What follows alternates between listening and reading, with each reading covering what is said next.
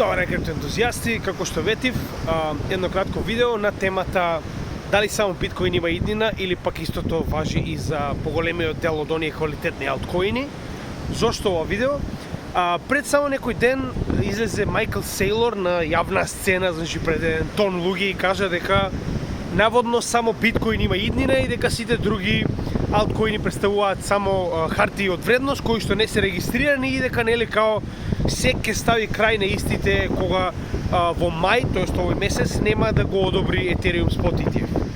Значи прво да расчистиме некои работи. Spot ETF до пред половина година воопште не беше ниту тема, така речено, во криптосветот. Може би малку повеќе од половина година, но ми ја разбирате поетапно. Значи година дена наназад луѓето нема ниту идеја што тоа представува уствари Spot ETF и колку е тоа битно, да речем, за крипто секторот. Наеднаш сега единствена причина за да постоите на пазарот е да добиете Spot ETF, што нема вистина, да се разбереме. Значи зошто го велам тоа? Spot ETF представува механизам преку кој што практично 1% од популацијата на светот може да купи крипто. Значи да не забораваме дека крипто може да се купи на наједноставен начин преку било каков тип на централизирани или децентрализирани превачници, дури и peer-to-peer. Значи јас можам да купувам било кој од вас директно, но тоа се заборава. Наеднаш само Spot ETF е битен. Значи да, уште еднаш ќе напоменеме, преку Spot ETF најбогатиот 1% во светот може да купи крипто и затоа е доста битен. И затоа кажавме дека оние проекти кои што ќе добијат Spot ETF ќе бидат, да речем, во оној мал клуб каде што најголемите инвеститори, нели поради ваквото одобрување на Spot ETF, практично едноставно ги одобриле. Така, значи ова е добар проект и најбогатите ќе инвестираат во него. Да не забораваме дека 99% од луѓето и понатаму може да инвестираат во овие нели проекти. Сега друга битна работа, значи тој дел го расчистиме. Станува збор за елитен круг на големи инвеститори кои што на еден или на друг начин може да инвестираат само доколку постои Spot ETF за овие коини. Додека да не забораваме дека да, првиот bull market каде што имало коини кои што денеска не постојат, се на некој начин една од оние постојани теми кои што се вртат во секој bull market. Ете, дали има некој од првиот bull market од 2012 и 2013 година што се уште постои? Нормално, да, не постојат веќе коини од тој, да речам, прв почетен bull market, тоа во ред. Но ако го земеме вториот, од 2015-16 наваму, можеме да видиме дека се уште постојат проекти како Litecoin, се уште постојат проекти како XRP, потоа нормално нели Ethereum, кои што од ден денеска и понатаму се во топ 10 проекти во криптосветот, кои што на вистина имаат свој use case, така. Значи зошто го велам ова?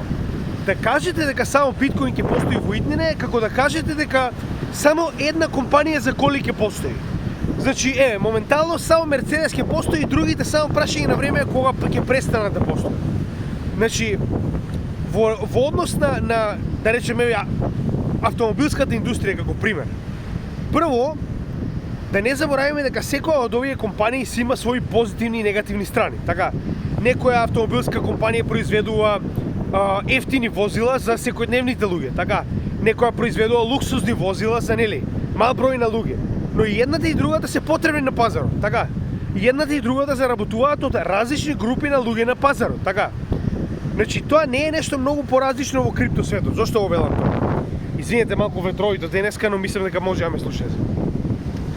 Не заборавајте дека биткоин самиот по себе е застарена криптотехнологија. Тоа е првата пуштена во оптек и нели прифатена глобално и сега моментално нели се повеќе и повеќе блокчейн технологија. Биткоин не може сега за сега барем да изгради екосистем врз самиот себе си, така. Што значи дека на биткоин на некој начин во однос со тоа што е можно да се направи е доста ограничено, така. Значи истиот има многу мал број на трансакции во секунда, истиот има многу мал капацитет, така речено нели, за меморија, потоа за изградба нешто врз основа на овој блокчейн како што е на пример ситуацијата со Ethereum, не може да поддржува апликации, така. Значи иако е најголемиот и најголемиот по маркет кап и прв на пазарот и сето тоа, постојат многу работи во блокчейн технологијата кои што биткоин не може да ги направи, се разбираме. Сега поради таквата потреба и се појавиле останатите проекти. Значи да, можеби никогаш нема ни да добијат спот ETF. Иако тоа е веќе грешка. Зошто? Значи во Хонг Конг вие сега моментално имате Ethereum спот ETF. Значи дека тоа што кажува Майкл Сейлор веќе не важи. Значи до пред само неколку дена вие практично почна со тргување првиот спот ETF на Ethereum во Хонг Конг. Така. Што значи дека иако тоа е многу битно и потребно за секој еден проект со цел да добие, нели, на некој начин пристап до оној енормно голем капитал. Тоа не го менува фактот дека сите останати алткоини на еден или на друг начин си наоѓаат постепено свое место во технологијата и во глобалната заедница. Зошто го велиме тоа? Значи да, некои од нив се поцентрализирани, некои се децентрализирани, некои имаат намена како Layer 1, некои имаат намена како дигитални валути и така натаму. Но секој од нив си има своја улога во целата оваа приказна.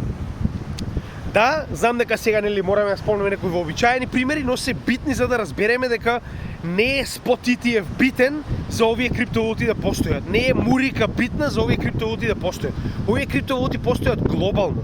Еве го повторно ќе го земам пример како нели XRP, во кој што му беше забрането практично да биде тргуван во Америка. Така, на американците не им беше дозволено да биде тргуван, но тоа не го менува фактот дека во остатокот од светот и понатаму беше сосема легално да се тргува и поседува XRP. Така.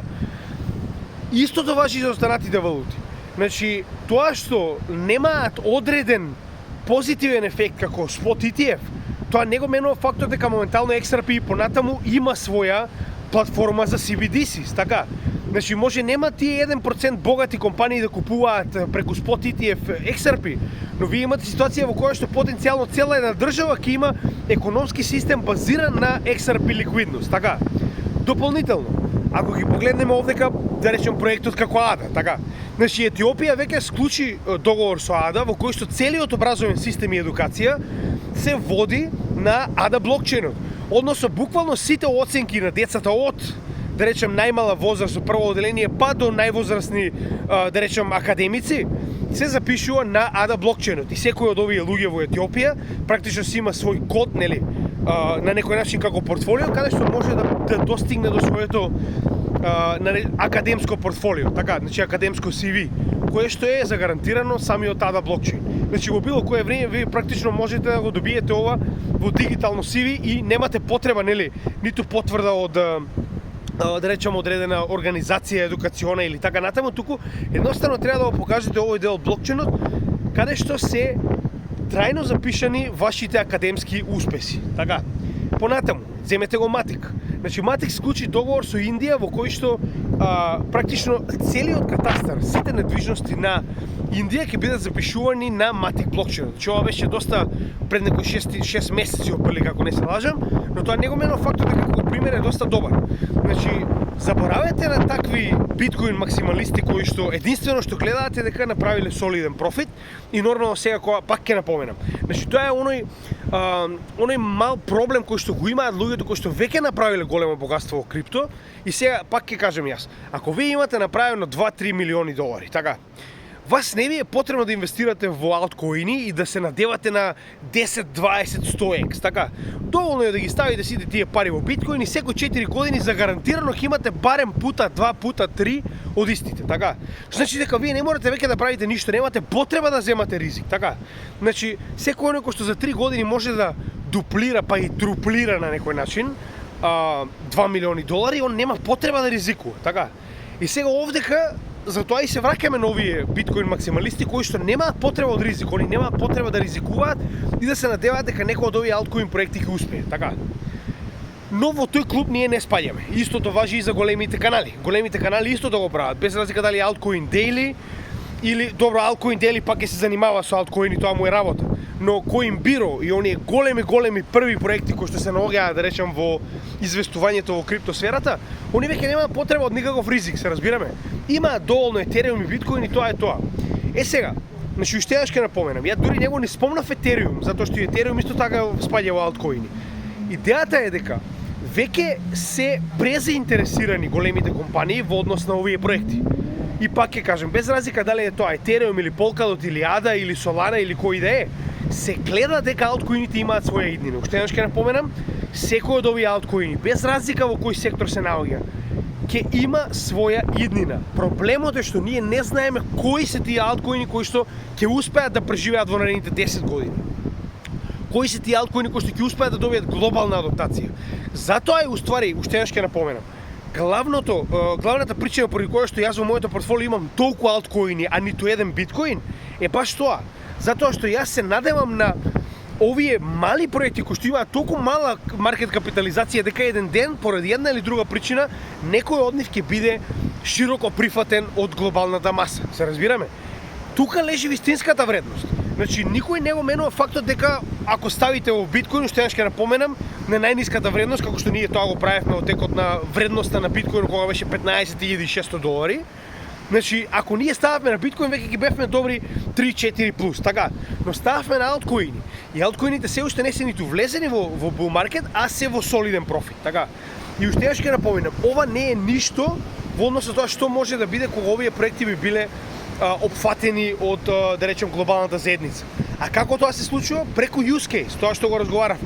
Значи, ситуација во која што доаѓа до масовна адаптација поради одредена апликација, поради држава која што го прифатила и моментално, например, го направила целиот економски систем да биде на тој блокчейн. Значи, тоа е начин на кој што ќе дојдеме до масовна адаптација. Еве го, земете го Тон за пример. Значи, Тон моментално, преку Телеграм апликацијата, ќе дојде до ситуација во која што секојдневните луѓе, милиони секојдневни луѓе, ќе го користат Тон и Тон блокчейнот без ни да знаат, се разбираме? Но тоа не го менува фактот дека истиот ќе добие на адаптација, ќе добие на раст, ќе добие на вредност, на маркет капитализација. Така да во оваа ситуација ако земете, значи не мора сите проекти да ви успеат. Тоа е она што ние постојано го зборуваме. Значи дури и 3 проекти во портфолиото да ви успеат на долг план, тоа не го менува фактот дека ќе направат богатство како што никогаш не сте виделе. Значи сите оние кои што купуваа ада кога беше на 5 центи и продаваа кога да беше на $3, зборувам во претходниот bull market, знаат точно за што зборувам. Така, од друга страна, ние инвестираме циклично, така да ние не инвестираме сега и за наредните 10 години не правиме промени во нашето портфолио, нормално.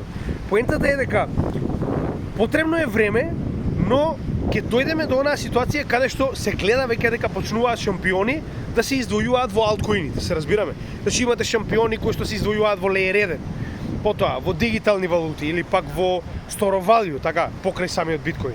Значи имате многу вакви различни коини кои што едноставно постепено ќе си го најдат она шампионско место во онаа нишка во која што постојат. Значи земете го Chainlink исто така на пример. Станува збор за најдобриот проект во Oracle, така. И тоа не само што е најдобар, туку е уникатен на врвот моментално кој што никој не може да го оспори неговото место. Идејата е дека алткоините на долг рок до сега во 2 циклуси докажале дека имате многу подобар профит, имате поголем ризик, без никаков муавет, но тоа не го менува фактот дека на долг рок едноставно невозможно е се да биде на биткоин, се разбираме?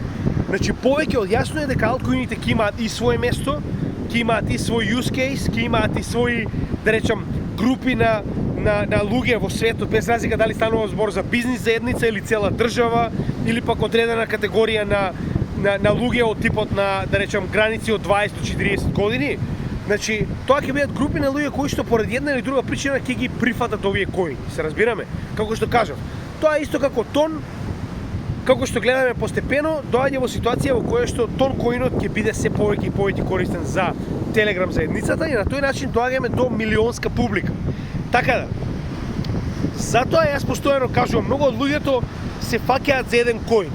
Да, јас сум спремен и оној процент во кој што сум вложил во одреден коин да го изгубам, затоа што верувам во потенцијалот на неговата иднина. Така, значи јас кога сум инвестирал во овие коини, гледате и сами, сум направил дебело истражување во кое што јас на вистина сум вложил време, а потоа и пари, со цел нели да на некој начин бидам во профит кога потенцијално овој проект би успеал во она што го прави. Така, што значи, дури и некој од овие коини да не успее, мене нема да ми смени ништо на долг рок затоа што она е оној дел кој што постојано го зборуваме. Треба да бидете комфортни со ризикот кој што го преземате во вашето портфолио. Така да, ако јас моментално имам повеќе од 15 коини во моето портфолио и дури и 5 од нив да не успеат, а другите да имаат сосема солиден успех, некој од нив да има и шампионски успех, да речеме, тоа уште еднаш не го менува фактот дека на крајот од денот јас ќе бидам дебело во профит на крајот од овој bull market, А генерално во оваа сфера порано или подоцна или сето тоа ќе доведе да имаме некои проекти кои што ќе го променат светот, а вие ќе ги имате во изобилство во вашето портфолио само затоа што сте верувале, кога другите не верувале дека истите може да направат нешто во овој крипто свет. Така да останува на вас да одредите кои се овие проекти нормално. Голема веројатност дека некои од овие проекти кои што во иднина да речем ќе бидат нели толку големи и толку битни, можеби се уште не се ниту направени, се разбираме. Секој bull market испаѓаат нови проекти кои што ветуваат, нови работи кои што имаат нови надграби. Така да голема веројатност дека се уште не сме ни добиле некои од овие големи шампиони кои што во иднина ќе постојат. Во секој случај остануваме и понатаму. Значи тоа е идејата на портфолиото и неговата диверсификација со цел и во најлош случај да можеме да се најдеме позитивно во портфолиото во однос на профит. Така да ви благодарам. Верувам дека ваквите муавети од Майкл Сейлор дека само биткоин ќе постои се жива глупост. Погледнете, значи од сите други сфери во историјата ќе видите дека тоа е нека голема грешка, но како и да е, значи на крајот од денот не мораме ние да бидеме во право за да покажеме дека Майкл Сейлор бил грешка. Ние треба да бидеме во право за нашето портфолио да се движи нагоре со профит. Така да јас верувам дека сум во право и затоа продолжувам и понатаму со истиот овој терк. Инвестирање DCA и чекаме на следен bull market. Ви благодарам и се гледаме во следното видео. Во текот на утрешниот ден ќе имате апдейт на портфолио кој што ќе биде 2 дела видео, едното во недела, другото во понеделник, а нормално за останатиот дел од неделата гласајте. Веќе имаме ставено пол за гласање како на Facebook, така на community табот на YouTube, така и на Twitter. Така да ви благодарам. Продолжуваме и понатаму активно да работиме во криптосферата и се гледаме во следното видео. Поздрав од Криптогемичија.